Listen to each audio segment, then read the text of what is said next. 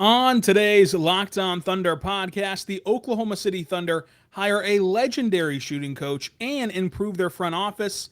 Plus, we're going to dive into your mailbag questions on part 2 of our mailbag episode. All this and more coming up on today's Locked On Thunder podcast on the Locked On Podcast Network. Your teams every day. You are Locked On Thunder, your daily Oklahoma City Thunder podcast. Part of the Locked On Podcast Network, your team every day.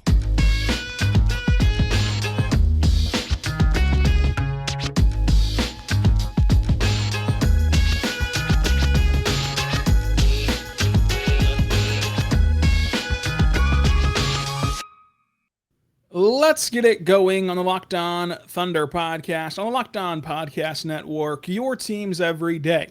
I am your host, media member, and editor-in-chief over at thunderousintentions.com, Rylan Stiles. You can follow me on Twitter at Rylan_Stiles. Follow the show on Twitter at LOThunderPod. Email the show, LOThunderPod@gmail.com. On today's show, we're going to dive into your Oklahoma City Thunder mailbag questions, answering everything you have about the team this offseason. Plus, the Thunder continue their offseason by hiring a legendary shooting coach and naming a new vice president of identification and intelligence. Yeah. Thank you so much for making us your first listen every single morning, every single day. We're here for you, talking Thunder basketball. Subscribe for free across all platforms so you never miss an episode. And let's start with the legendary shooting coach. The Thunder hire Chip Engelland, and he is a legendary Spurs shooting coach, the top paid assistant coach in the NBA. Like, obviously, he's in demand. He spent 17 years with the Spurs, has a great relationship with Sam Presti. Their time in San Antonio obviously overlapped. And the bottom line is the Thunder clearly spent a ton of money to go get him. Like, you don't go from the top paid assistant coach to working on a bargain deal, especially whenever it was reported by Woj today in the article that, what drove him out of San Antonio was the whole contract details. So clearly the Thunder went out and got him, paid him those top dollars. I'm sure he'll be the top paid assistant coach again this year. And I think that it also credits the Thunder for having a guy in Chip who believes in the direction of this rebuild. I think that you don't get the best shooting coach at age 61 as a rebuilding team if you're just now starting out from ground zero. But I think that he does believe that he's going to be impactful here, which he is. I think that he does believe that if he is impactful here, which he believes he can be, then they'll be able to turn their organization around and get to where they want to go. So clearly, the pitch, along with the financial backing of Clay Bennett and this organization from Sam Presti, has worked, because it's evident today that they just hired two of the more respected guys in this sport.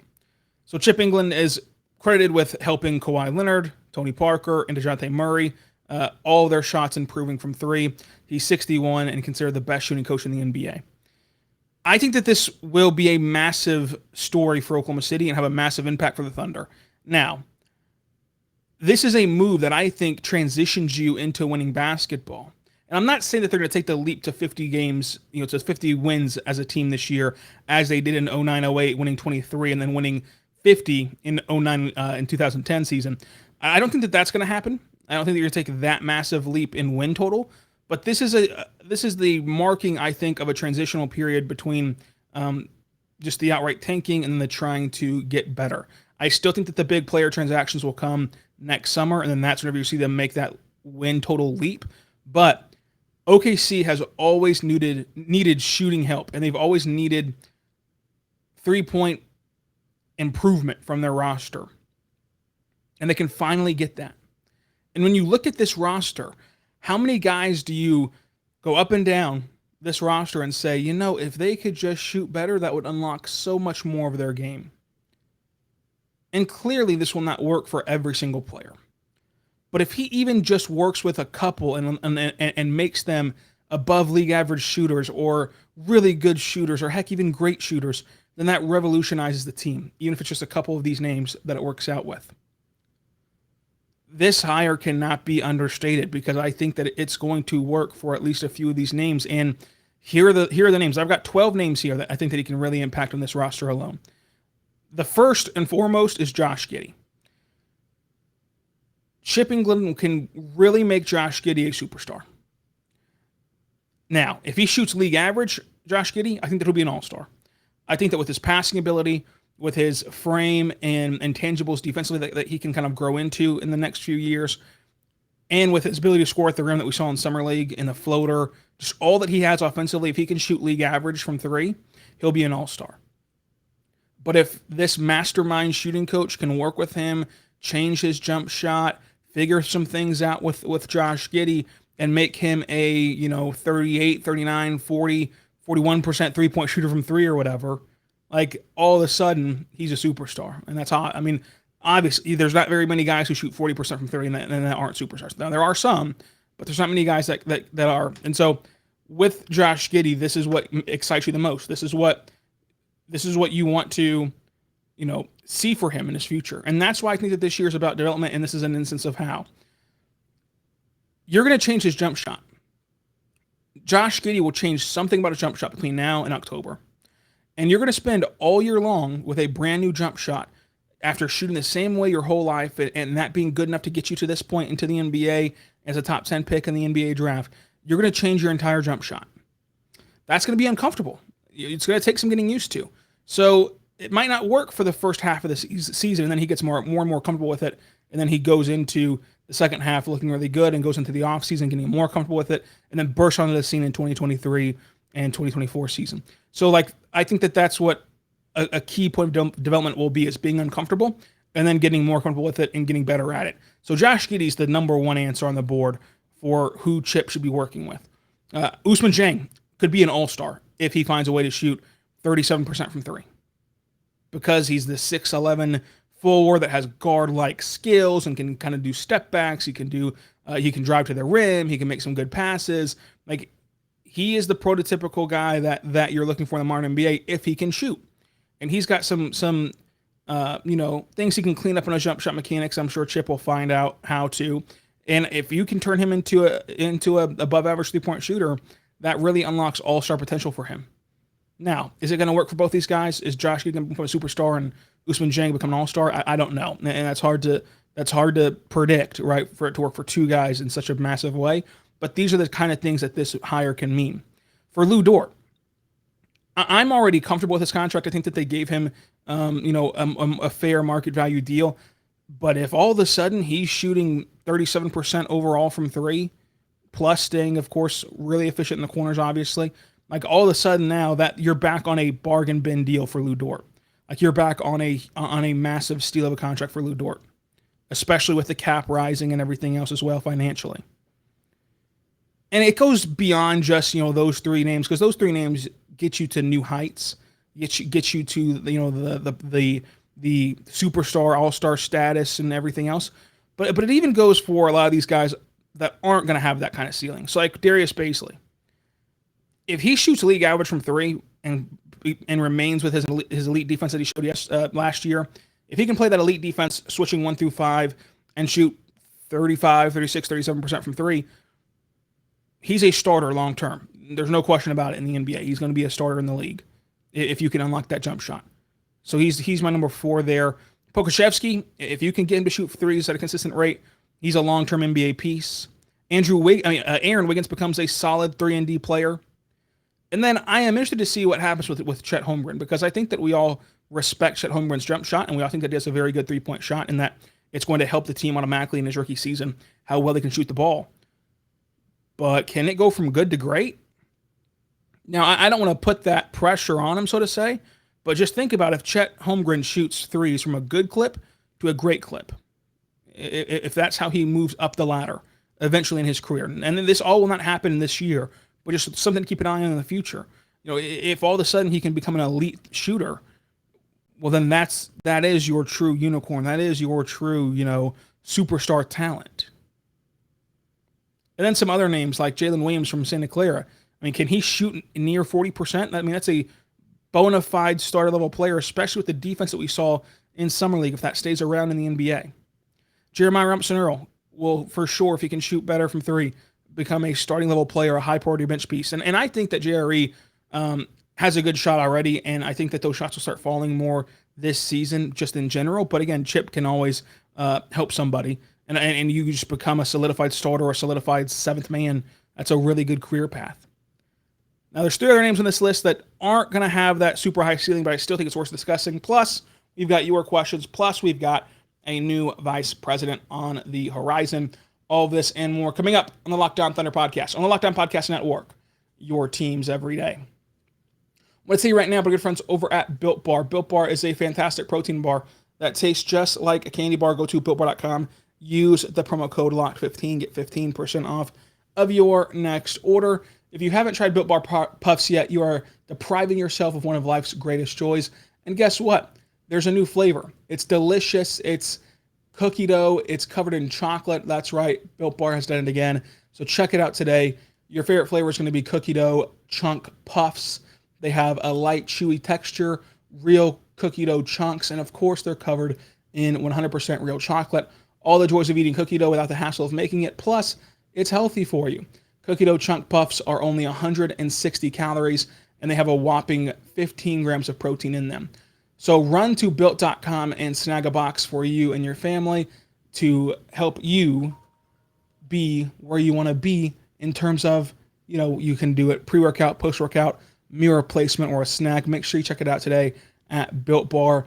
Check them out. Use the code LOCK15. Get 15% off your next order. Built.com. Promo code LOCK15. 15% off your next order.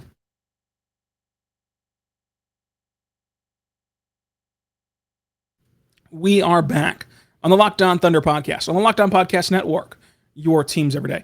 So we went through most of the roster. I mean, Josh Giddey can be a superstar. Ousmane Dieng can be an all-star. Lou Dort's contract will just look so much better if he can improve from 3 while playing his elite defense. Baisley can become a starter long-term. Poku can become a solidified NBA player. Wiggins can be a huge piece off your bench. Chet could be elite if you figure out how to go from good to great on his jump shot. And then J-Dub can be awesome. JRE can be a starting level player. These 3 do not have the flashy ceiling, but I think that it does matter, especially for the roster crunch. So, Jalen Williams out of Arkansas. To me, right now, if you had to predict, Jalen Williams from Arkansas will not get that second contract. He's got to improve. He's got to get better, and he knows it. Everyone knows that he's got to keep working. You just hired a really great shooting coach that has really great success with guys. If all of a sudden Jalen Williams out of Arkansas is taking the charges, is getting the rebounds, is doing the dirty work, and he's now shooting 33, 34% from 3, yeah, that's going to get him a second contract. His playmaking out of the post that we saw some in Summer League, that's going to be awesome too. If that can help him stay in the league long term. This is going to change a lot of guys' careers and career paths. And then one storyline that you can watch out of training camp, Taylor Maledon and Ty Jerome. If Taylor Maledon can become a good 3-point shooter, that really changes the perception of him. And Ty Jerome is viewed as a sharp shooter, and I'm not sure why. I mean, he's not a quality shooter. He's not a consistent shooter by any means. He's had one good year shooting the ball in the NBA. The other 2 have been terrible. He shot 28% his rookie season, and he shot 29% last year. Now, he did have that 42% shooting season whenever he played 33 games, and most of the league didn't have fans, and the sightlines are different, yada, yada, yada. So, when we're looking at training camp battles and roster spots, what happens if Ty Jerome does shoot really well in training camp and practices and in the preseason? What happens if Taylor Maledon does shoot really well in practice and training camp and preseason? Does that change anything? Does that make life harder? Does that make decisions harder for Sam Presti, who's already going to have to cut 3 standard NBA contracts? The Thunder also hired Vince Rossman in scouting as vice president of identification and intelligence. He leads the Philadelphia organization after 15-plus years and 3 or 4 regime changes. And a team that feels like they're going to compete in the East. The Thunder, of course, are equipped with 15 first-round picks in the future and 13 second-round picks going through the 2029 NBA draft. It's hard to pinpoint exactly how good Vince Rossman is. I mean, with Chip, it's a little easier because you can point to, Kawhi, you can point to Parker and Jonte Murray and all those guys. With Vince Rossman, it's hard to tell, exactly what his impact was and what his guys were versus his guys wasn't, etc. But one thing that you should know to prove his worth and prove just how good he is the fact that he survived those regime changes. I mean, from Hinkie to Colangelo to Morey and Elton Brand was snuck in there too. Elton Brand's still there, but still, he survived all that turnover. And you do not survive that turnover if you're not a very important piece. If you are not somebody who's incredibly valued and incredibly liked and incredibly thought highly of and respected of your opinion. You just don't. They'll bring in their own guys. It's very hard to survive a front office change whenever you're in these kind of positions. And he did it. And I think that the storyline here for Thunder fans, because you can't point to, Kawhi and just dream about guys becoming superstars. The storyline here, because I know that some would even say, well, it's still going to be Sam Presti's call at the end of the day. The storyline here is here's a very respected guy from Philadelphia that he took a meeting with Sam Presti. Sam Presti clearly gave him a pitch of why he should join on with the Thunder. And whatever that plan is that Sam Presti divulged to him was clearly good enough to get him on board. Same thing with Chip. We don't know what the plan is right now in terms of, what the future holds for the Thunder. We know they're in a rebuild. We know that they want to get back to having a playoff arrival and having, championship aspirations. We don't know how they're going to get there, but clearly the plan that Sam Presti envisions, that he sold to Chip and he sold to Vince Rossman, it's clearly good enough to get them excited and get them on board. This is a very exciting day in the offseason for the Thunder. These are two very exciting moves. The draft will still be incredibly important, especially as you start to identify which picks you might want to move on from and which draft classes and what slots might not be as valued as other slots, etc. Like, there's a lot to do with the draft picks here that you need to manage with Vince and with Chip. I mean, how long have we been waiting on the Thunder to get a shot doctor and somebody who can revamp the shot of half the roster? You can do the mental math in your head. If you've watched this team, since their arrival in OKC, they've had great years, they've had great teams, they've done great winning, but they've always lacked shooting. And some of that, not all of that, but some of that falls on the coaching staff and falls on, development and falls on, not having a shot doctor. And now you do. Now, what's considered one of the best organizations in the league, what's considered one of the most player-friendly organizations in the league, what's considered one of the best developmental spots in the league, they now throw in the best shooting coach in the league. That's exciting. No matter how you slice it, no matter if you want to guard your heart or not, you have to admit that's exciting. And we'll see where it goes. There's not a player on this roster. We went through 12 of them. There's not a player on this roster besides Mike Muscala who doesn't need help from a shot doctor. There just isn't. That couldn't stand to learn a thing or two from Chip. Now Muscala, I mean, he's a great shooter. He's older, everything else. But past that, everyone else can really use Chip's presence. This will help everyone involved. This will help next year's draft pick. This will be something special. And right now, all you can do is sit back and be excited that your GM has a plan and has a pitch. And he sold people on it. He sold two of the more respected names out there on it. And I do have to give credit too. You don't get Chip for free. Now, it's tough to tell what Vince Rossman's contract details would be, but you don't just lure away a top-paid assistant coach for free. He's not taking a discount to come coach shooting in Oklahoma City. So Clay Bennett obviously ponied up a lot of money and saw the value in bringing in a shot doctor after Sam Presti, explained it to him and everything else. So this is an organization that's pulling in the same direction. It's all pulling together, and whatever plan's being communicated is getting full support from all levels: players, coaching staff, front office, ownership. And when you have that combination, it rarely, if ever, fails. So I'm excited about the future. I'm excited about where this can all lead. It's going to be a very fun time in Oklahoma City with these two hires. How excited are you about them? Who do you think should get the most work in with Chip Engelland at training camp here in October and late September? Who do you think should be knocking on his door every single day at training camp, getting out on that practice floor? And who do you think will take the biggest shooting leap in terms of percentages this season? Coming up, though, let's get into your mailbag questions to end the pod.